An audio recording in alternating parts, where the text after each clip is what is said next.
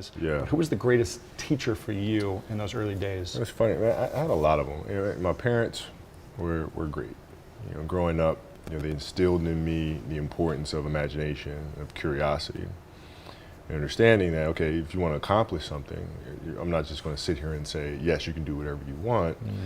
Yes, you can, but you have to also put in the work to get there, right? So they taught me that at a really early age, man.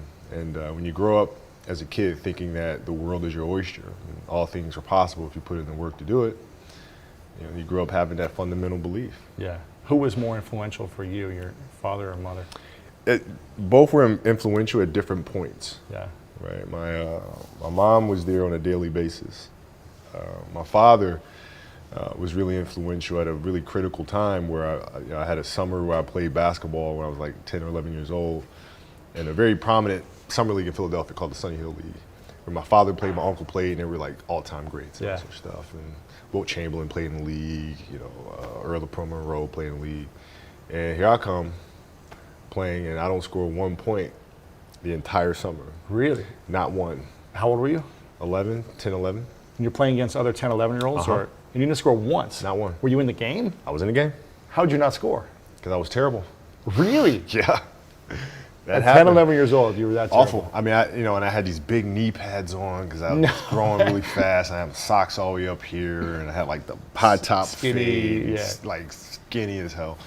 And I scored not a free throw, nothing, not a lucky shot, not a breakaway layup, 0 points. And I remember crying about it and being upset about it. And my father just gave me a hug and said, listen, whether you score 0 or score 60, I'm going to love you no matter what. Wow. Now that is the most important thing that you can say to a child. Because from there I was like, okay, that gives me all the confidence in the world to fail. I have the security there. But to hell with that, I'm scoring 60. Let's go. Right. And from there I just went to work. And I stayed with it, and I kept practicing. Is that when you think the mentality of hard work started to come in for you at that age, when you failed so miserably, I guess, that summer? I think that's when the idea of understanding a long-term view became important, because I wasn't going to catch these kids in a week. I wasn't going to catch them in a year, right? So that's when I sat down and said, okay, this is going to take some thought, all right? What do I want to work on first? All right, shooting. All right, let's knock this out. Let's focus on this. Half a year, 6 months, do nothing but shoot. Right. After that, all right, creating your own shot, and then you focus. So I started creating a menu of things. When I came back the next summer, I was a little bit better, right? And a menu being like, I've got my jump shot from 15, I've got my I got my jump shot from 15, I got my 3-point shot, like just open shots, not miss open shots, right? And be able to shoot it with speed, because those kids are so much more athletic. Yeah. And then the next summer I came back, I was a little better. And the summer came back, the next scored. summer I was a little better. I scored. Yeah, it wasn't much, right, but I scored. And this is 12, 13. 12, 13. And then 14 came around, back half of 13, 14 years old, and then I was just killing everyone.